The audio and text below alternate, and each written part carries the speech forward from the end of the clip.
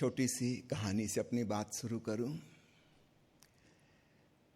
एक PhD degree प्राप्त philosopher बहुत प्रकार के मानसिक रोगों से ग्रस्त हो गया था। डॉक्टर उसका इलाज करते करते हार गए। बहुत ज़्यादा सोच विचार तर्क वितर्क में जीता था। हर छोटी छोटी बात पर वाद विवाद और भविष्य की भारी चिंताएं किया करता था। आखिर एक दिन उसके चिकित्सक ने कहा कि आप ऐसा करें, शहर से दूर, इस विश्वविद्यालय से दूर, कहीं पर्वतीय स्थल में जाके, कहीं छोटे गांव में जाके रहें। उसको बात जची, गया। एक खूबसूरत जगह उसको पसंद भी आ गई। छोटा सा गांव था। उस गांव में बिजली भी नहीं थी, आधुनिक कोई साधन वहाँ नहीं थे। उसको लगा कि ये ठीक रहेगा, प्रकृति के बहुत निकट। उसने एक कमरा वहाँ किराए से ले लिया। सामने उसने नेम प्लेट अपनी लगा दी, डॉक्टर फला फला फला, अपना नाम। गांव में बड़ी सनसनीखेज खबर फैल गई कि गांव में डॉक्टर आया है। उस गांव में कहीं कोई चिकित्सालय नहीं था, कोई चिकित्सक नहीं था। लोग बहुत खुश हुए कि हमारे गांव में एक डॉक्टर आके बस गया। गांव का जो सरपंच था अपने 3-4 पंचों को लेकर डॉक्टर साहब के पास आया। कहा कि हम लोग बड़े सौभाग्यशाली हैं, हमारे गांव में डॉक्टर आ गए। आप किस चीज़ के डॉक्टर हैं? उसने बताया, तुम जैसा सोच रहे हो वैसा डॉक्टर नहीं, मैं फिलॉसफी का, दर्शन शास्त्र का डॉक्टर हूँ। गांव के सीधे साधे अनपढ़ लोग, उन्होंने कहा कि हद हो गई, हम लोगों ने इस बीमारी का नाम कभी सुना ही नहीं। ये फिलॉसफी कौन सी बीमारी है? उन अनपढ़ लोगों ने ठीक ही बात कह दी। वास्तव में फिलॉसफी, दर्शन शास्त्र एक प्रकार की बीमारी ही है, मन की व्याधि ही है। हम सोचते विचारते तो बहुत हैं, चिंताएं बहुत करते हैं, अनुमान लगाते हैं, न जाने कैसी कैसी समस्याओं के हल करने के उपाय सोचते हैं, मगर उसमें से काम कभी कुछ नहीं आता। कम से कम 10,000 साल का इतिहास ज्ञात है मनुष्य जाति का। कितने फिलॉसफर्स हुए, क्या क्या उन्होंने मनगढ़ंत कल्पनाएं नहीं की, अनुमान नहीं लगाए, सिद्धांत नहीं खोजे, मगर हल कभी भी कुछ ना हुआ। विज्ञान से चीजें हल होती हैं और ध्यान से चीजें हल होती हैं। ये 2 दिशाएं सम्यक दिशाएं हैं। विज्ञान एक्सपेरिमेंटल है, प्रयोग करता है। ध्यान एक्सपीरियंशियल है, योग करता है। विज्ञान की प्रयोगशाला बाहर है, ध्यान योग की प्रयोगशाला भीतर है, लेकिन हैं दोनों ही प्रयोगधर्मी। ये सत्य के साथ कुछ करते हैं। फिलॉसफर केवल सोचता है और केवल सोचने से कोई समस्या हल नहीं होती। निश्चित रूप से बाहर के जगत में विज्ञान ने बहुत कुछ दिया है, इस धरती को स्वर्ग बना दिया है। ध्यान ने भीतर के जगत में बहुत संपदा खोजी है, शांति और आनंद का खजाना खोला है, भीतर स्वर्ग प्राप्त कर लिया है। स्वर्ग ही नहीं, मोक्ष प्राप्त कर लिया है। तो विज्ञान का और ध्यान का बड़ा कंट्रीब्यूशन है, बड़ा योगदान है।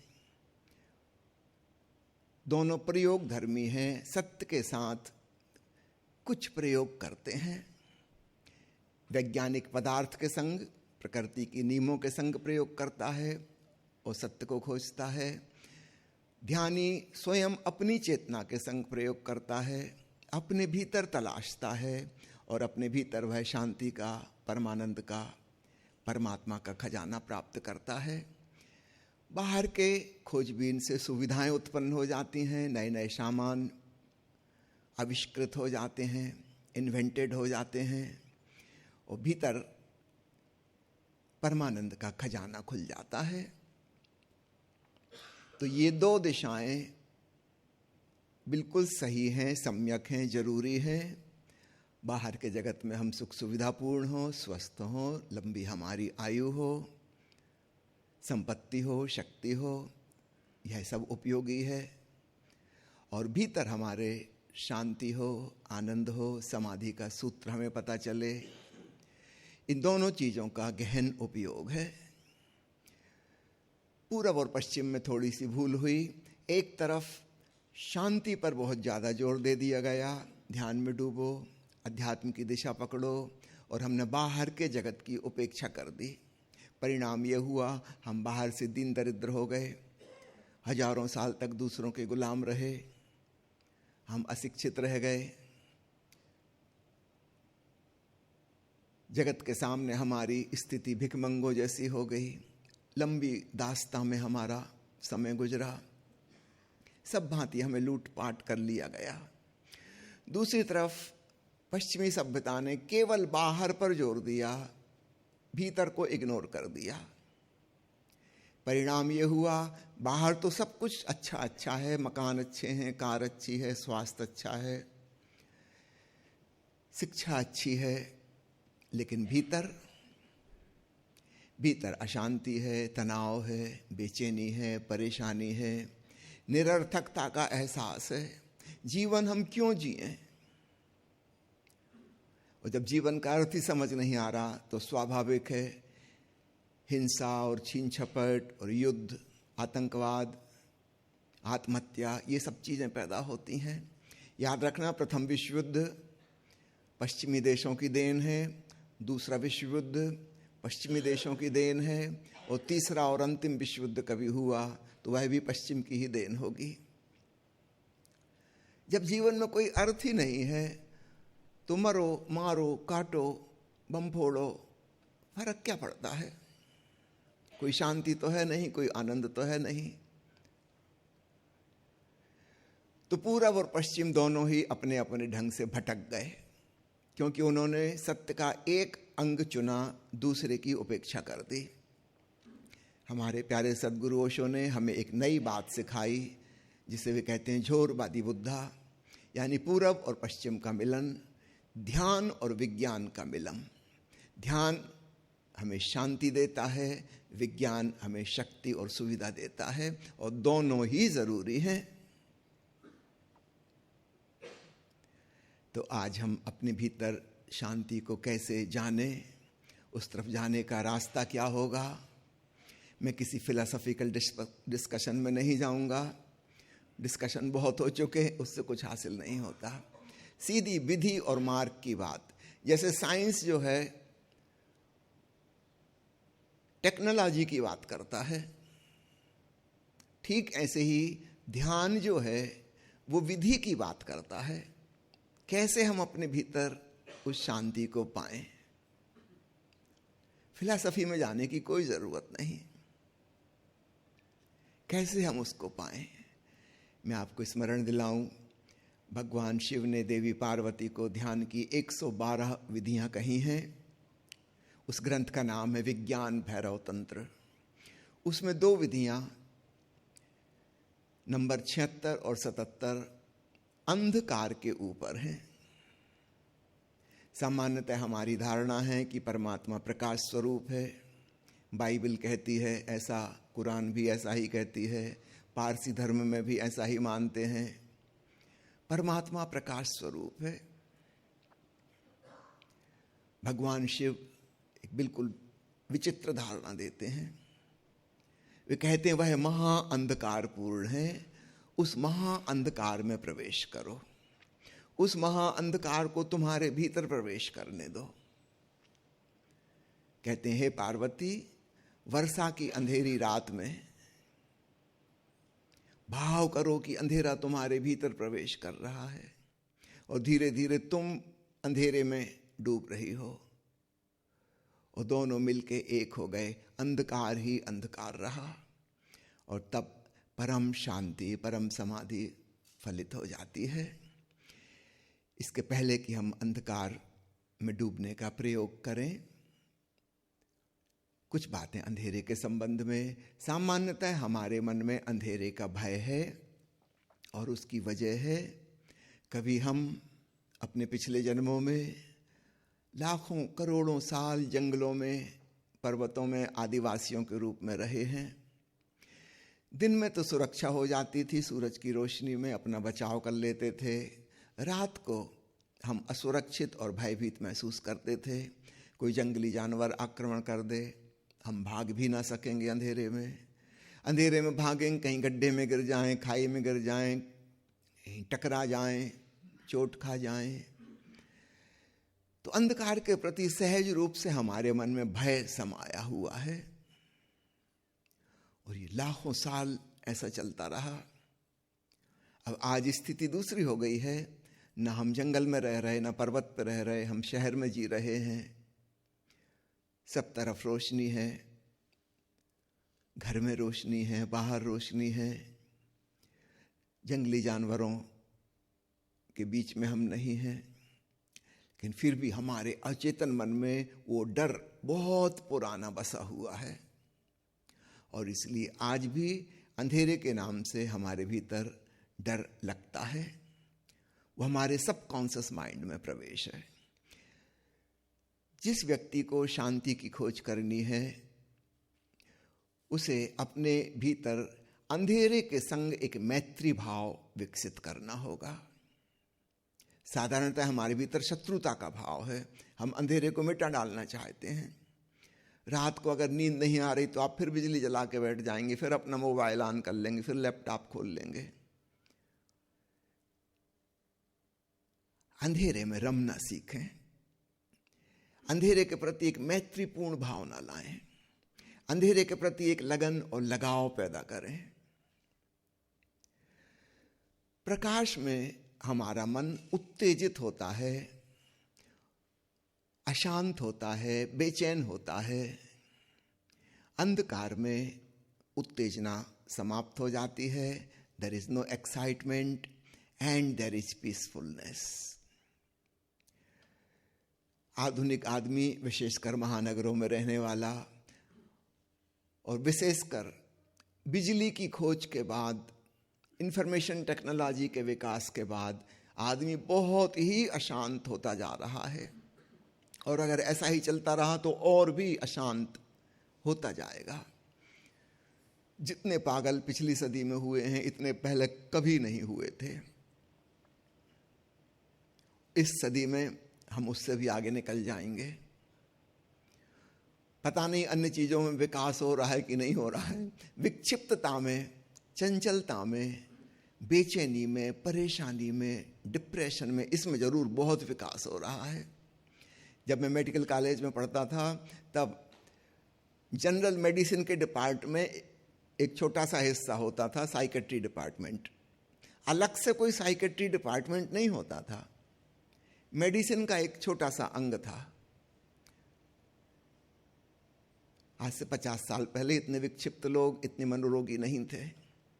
आज स्थिति बिल्कुल बदल गई। अब हर अस्पताल में साइकेट्री डिपार्टमेंट एक अलग ही बड़ा विभाग होता है और आपको जानकर हैरानी होगी, जितने उन्नत और अमीर देश में आप जाएं वहाँ मानसिक रोगियों की गिनती अधिक से अधिक बढ़ती जा रही है।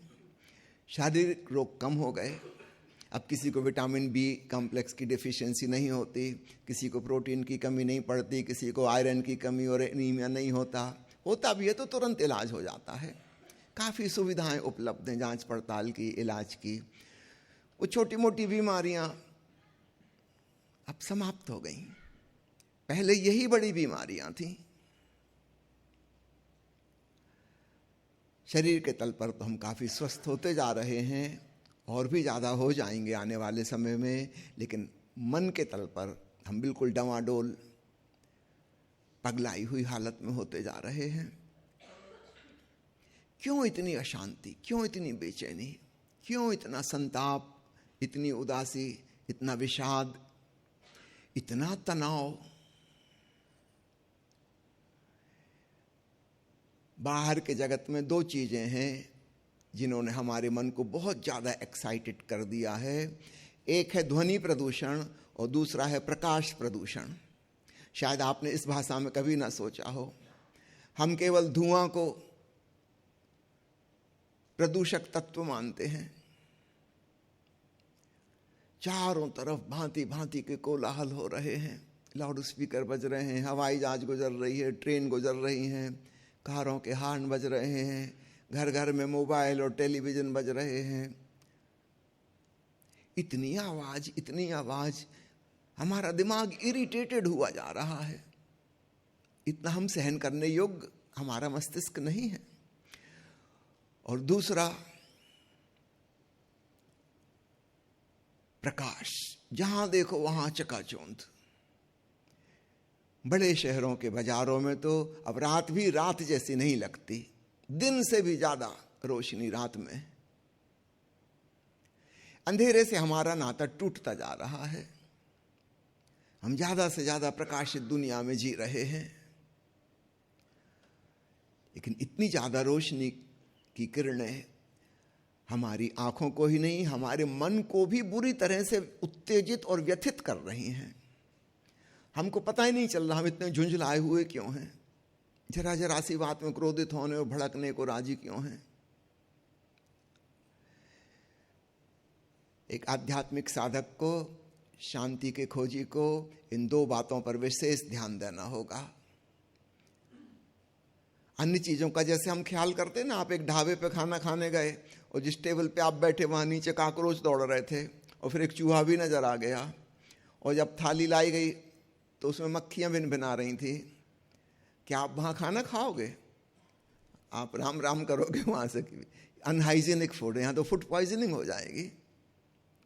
ऐसे खाना खाने से तो बेहतर थोड़ी देर भूखे रह लो। तो प्यारे मित्रों, हमें दो चीजें सीखनी होंगी।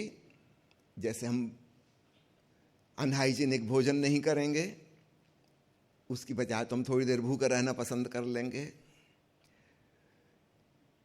कल शाम को हम इवनिंग वॉक पे गए थे, 4-6 मित्र। थोड़ी दूर पहुंचे, वहाँ खूब धुआं ही धुआं, सांस लेना कठिन लगने लगा, आंखों में जलन होने लगी। दिल्ली के प्रदूषण वाली हवाएं इस तरफ आ रही थी।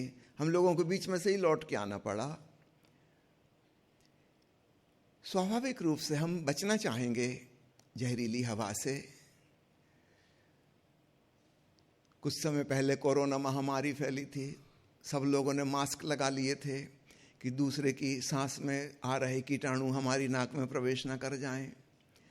तो जैसे हम अन्य खतरनाक चीजों से अपने आप को बचाते हैं, अगर आप इसी दृष्टि से ध्वनि प्रदूषण को और रोशनी के प्रदूषण को देखेंगे, तब आप पाएंगे आपने इनसे भी अपनी रक्षा करनी शुरू कर दी। यथासंभव जितना हो सके, जहां जरूरी है, मजबूरी है, वहां ठीक, लेकिन जहां जरूरी नहीं है, आप अपने कमरे में बैठे थे, क्या जरूरत है सारी रोशनी जला के बैठने की? अंधेरे का मजा लो। रात छत पे चले गए, चांद तारों की मधुर मधुर धुंधली सी रोशनी है, उसका मजा लो। क्या जरूरत है तेज बल्ब जलाने की? थोड़ा अंधकार से मैत्री साधो, और इसी प्रकार नीरवता से, मौन से, ध्वनि रहित जगह से मैत्री साधो। तो जो पुराना भय हमारे भीतर समाया हुआ है अंधेरे का, धीरे धीरे वह विदा होगा। निश्चित रूप से थोड़ा समय लगेगा, गहरी उसकी जड़ें हैं, लेकिन अगर आप जानबूझकर अंधेरे में अपने आप को एक्सपोज करेंगे, उसका मजा लेंगे, तो एक नई दोस्ती अंधकार से निर्मित होगी। और फिर धीरे धीरे आपको बड़ा रस आने लगेगा, मजा आने लगेगा। आप इंतजार करेंगे कि कब इस प्रकाश की दुनिया से दूर हटने का अवसर मिल जाए, और चुपचाप अंधेरे में सन्नाटे में बैठ जाएं। सन्नाटे का मजा आने लगेगा। हम कोलाहल के इतने आदी हो गए हैं, हम भूल ही गए कि कुछ और भी है इससे बहुत ज्यादा रसपूर्ण।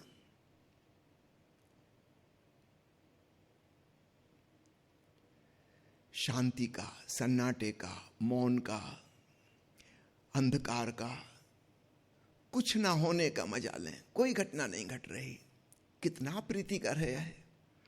हम हमेशा देखने के आदी हैं कि कुछ हो रहा है, समथिंग इज हैपनिंग। चाहे टेलीविजन की स्क्रीन में, चाहे मोबाइल पर, कुछ ना कुछ हो रहा है। कभी कभी सब कुछ बंद कर दें और जरा कुछ ना होने का मजा लें। शायद 2-4 दिन आपको अजीब लगेगा कुछ ना होने का मजा, लेकिन आने लगेगा। और एक बार वो रस आपको लग गया, आप कहेंगे हद हो गई, हम फिजूल ही समय खराब कर रहे थे। कुछ ना होने का इतना मजा है, कुछ भी नहीं हो रहा, मौन सन्नाटा, ना कोई आवाज है ना कोई प्रकाश है, कुछ भी नहीं। कभी कभी रात में अपने आप नींद खुल जाती है, ऐसा होता है, उस समय का सदुपयोग कर लें, बैठ जाएं उठ के और आंख खोलकर गौर से अंधेरे को देखें। अगर कहीं कोई छोटी मोटी रोशनी है, समझो किसी इलेक्ट्रिक इक्विपमेंट की या एयर कंडीशनर की, उसको बंद कर दें, ढांकने का कुछ उपाय कर दें ताकि बिल्कुल भी रोशनी ना हो। कहीं खिड़की दरवाजे से आ रही है तो मोटा पर्दा वहां पे लगा लें, कहीं से कोई रोशनी ना आए। और आंख खोलकर जरा प्रेम भाव से उस अंधेरे को निहारें। भगवान शिव ने जो विधि दी है, धीरे धीरे वह विधि घटित होने लगेगी। पहले आप यह भाव करना कि यह अंधेरा मेरे भीतर समा रहा है। कुछ ही दिनों में आपको लगने लगेगा कि अंधेरा भीतर आ रहा है। फिर दूसरा भाव करना कि मैं बाहर जा रहा हूं और अंधेरे में लौलीन विलुप्त हो गया। अंधेरे में कोई रूप और आकृति और आकार तो दिखता नहीं, अरूप है, निराकार है। आपने ये 2 शब्द तो जरूर सुने होंगे परमात्मा के बारे में कि वह अरूप है, वह निराकार है, वह अनादि है, वह अनंत है। जरा गौर करना, ये चारों शब्द परमात्मा की परिभाषा वाले अंधेरे पर लागू होते हैं, प्रकाश पर लागू नहीं होते। प्रकाश में तो रूप और आकार उभर के नजर आते हैं, प्रकाश में तो चीजें खंडित और डिवाइडेड बट जाती हैं। रोशनी है तो आप अलग हैं, आप अलग हैं, आप अलग हैं, मैं अलग हूं, हम सब अलग अलग हैं। अगर घना अंधकार हो जाए तो ना मैं रहूंगा, ना आप रहेंगे, ना आपका पड़ोसी, कोई भी नहीं दिखाई देगा। अंधेरे में सब चीजें अखंड हो जाती हैं, विभाजन छूट जाते हैं।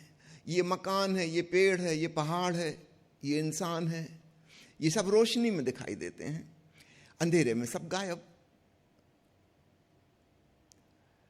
अंधकार में अखंडता है, प्रकाश में सब चीजें खंड खंड हैं, डिवाइडेड हैं। अंधेरा अनादि है, अनंत है। याद रखना, प्रकाश की शुरुआत होती है और समापन भी हो जाता है। चाहे वो छोटा सा दीपक जले तो रोशनी पैदा हुई, जल्दी ही दीपक बुझ जाएगा, रोशनी खत्म हो जाएगी। चाहे वो बहुत बड़ा सूरज हो, वैज्ञानिकों ने हिसाब लगा लिया है कि पिछले 10 अरब साल से सूरज रोशनी दे रहा है, इसकी रोशनी दिन प्रतिदिन कम होती जा रही है और आने वाले करीब 5 अरब साल में इसकी रोशनी खत्म हो जाएगी। माना कि बहुत बड़ा है, धरती से 1.25 लाख गुना बड़ा, और लगातार वहां परमाणु विस्फोट हो रहे हैं और बहुत गर्मी और बहुत रोशनी पूरे ब्रह्मांड में व्याप्त हो रही है, लेकिन खर्च होती जा रही है। वो परमाणुओं की गिनती कम होती जा रही, कम होती जा रही है। जैसे दिए का तेल चुकता जाता, सूरज के परमाणुओं की गिनती कम होती जा रही है। कोई 5 अरब साल में सब ठंडा हो जाएगा। एक लिमिट है, प्रकाश की हमेशा सीमा है। परमात्मा को हम कहते हैं असीम, अनादि, अनंत। ये तीनों गुणवत्ताएं भी अंधकार पे लागू होती हैं। अंधेरा निराकार है, परमात्मा को हम कहते हैं शाश्वत, सनातन।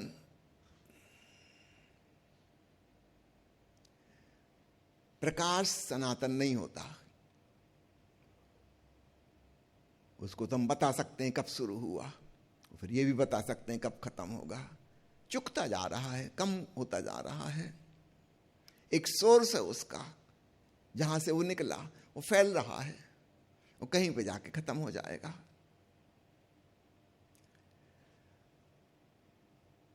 अंधकार का कोई स्रोत नहीं है।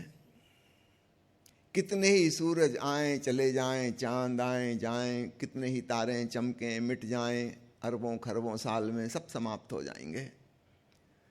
अंधेरा पहले भी था सृष्टि के, बाद में भी रहेगा, प्रलय के भी। अगर कोई प्रलय है तो, अगर कोई सृष्टि है तो उनके पहले भी था, बाद में भी होगा।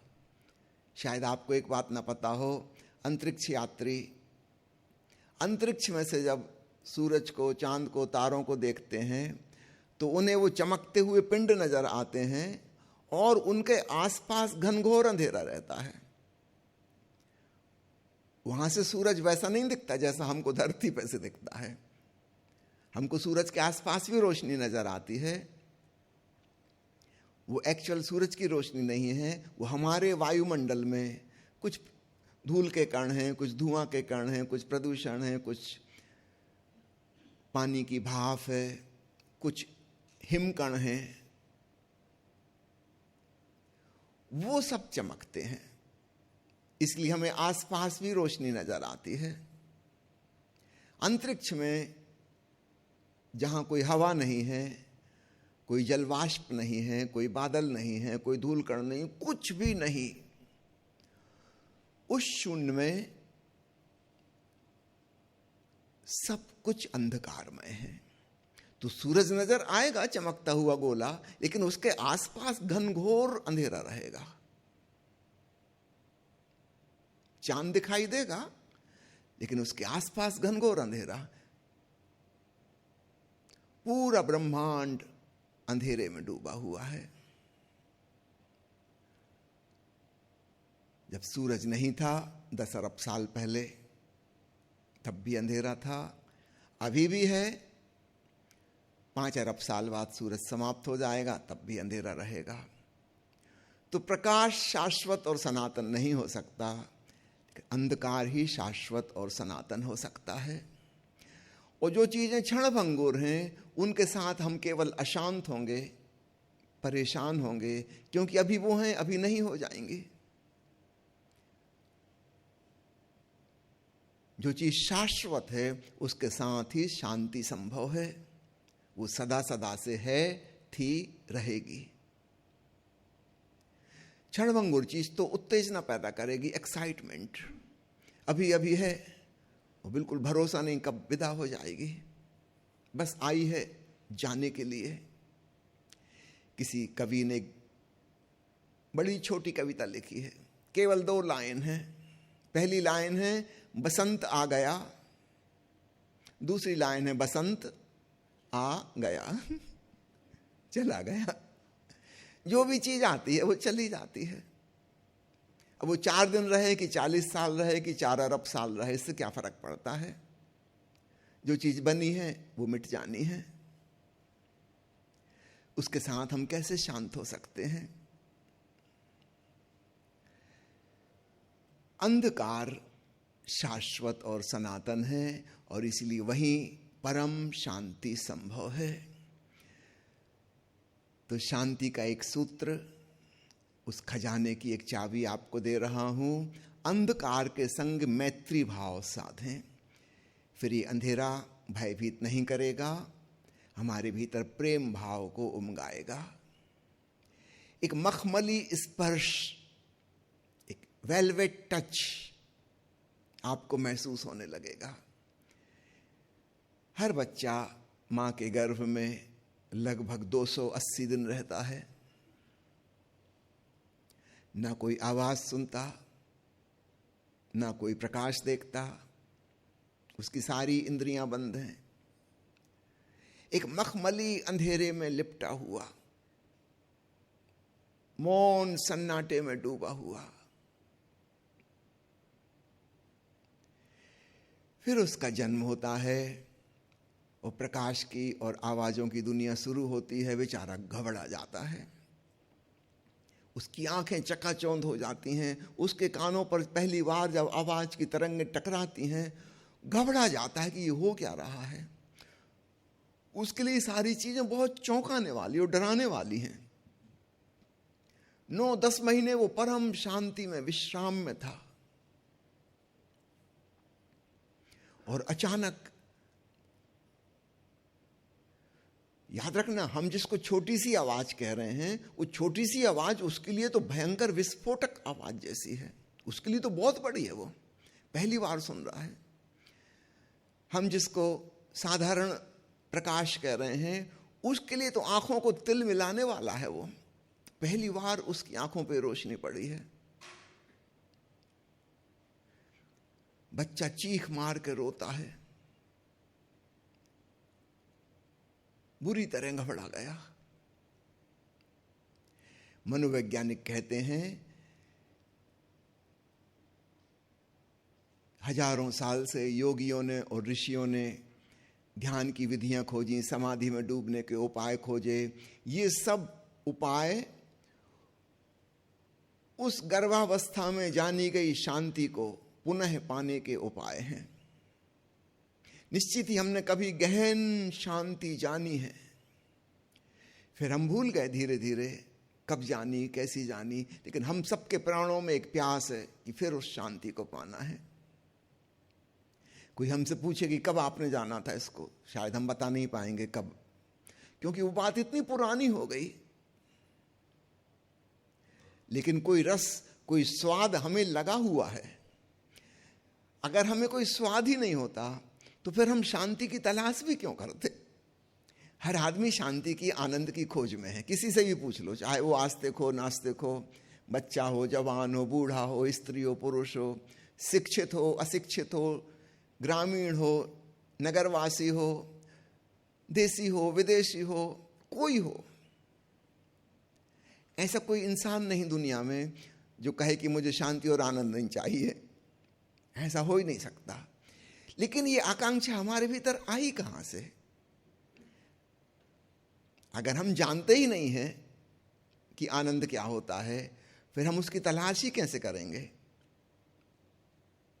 कहीं ना कहीं कोई स्वाद हमने चखा है, चाहे बात बहुत पुरानी हो गई, हम बिल्कुल भूल गए, वो बता भी ना पाएंगे, लेकिन कोई झलक हमको मिली है, हम फिर उसी की तलाश में हैं। मनोवैज्ञानिकों की बात एक अर्थ में सही है। हर बच्चे ने परम समाधि की अवस्था को, परमानंद की अवस्था को जाना है, और जिंदगी भर वो बात उसका पीछा करती रहेगी कि वैसी चीज को फिर से पाना है। अब बड़ी मुश्किल खड़ी हो जाती है।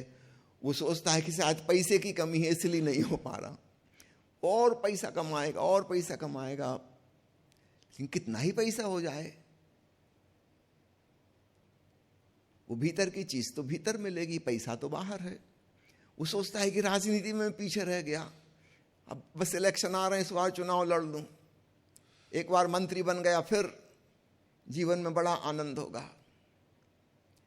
आनंद वानंद तो नहीं होगा, जेल भले ही हो जाए।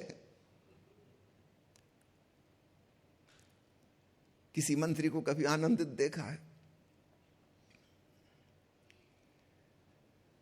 हम ना जाने क्या क्या सोचते हैं कि इस चीज की कमी से शांति नहीं हो रही, इस चीज की कमी से शांति नहीं हो रही, इस चीज की कमी से आनंद नहीं हो रहा, ये पत्नी ठीक नहीं है, ये पति ठीक नहीं है, ये लड़का आज्ञाकारी नहीं निकला, इसलिए सब बर्बाद हो गया मैं। नहीं, बाहर की किसी भी परिस्थिति को बदलने से शांति, आनंद नहीं मिलेगा। लेकिन हमारी मुश्किल है कि हमको फिर समझ में नहीं आता कहाँ मिलेगा। हम बहिर्मुखी व्यक्तित्व वाले हैं, एक्सट्रोवर्ट। हम सोचते हैं यही चीजें हैं, इन्हीं में कुछ हेर फेर करने से हो जाएगा। मकान छोटा है और बड़ा मकान बना लूं, ये मोबाइल पुराने मॉडल का हो गया, नया मॉडल ले लूं, फिर प्रसन्न हो जाऊंगा। आप कुछ भी कर लो, शांति नहीं मिलेगी। आप असंतुष्ट के असंतुष्ट रहोगे।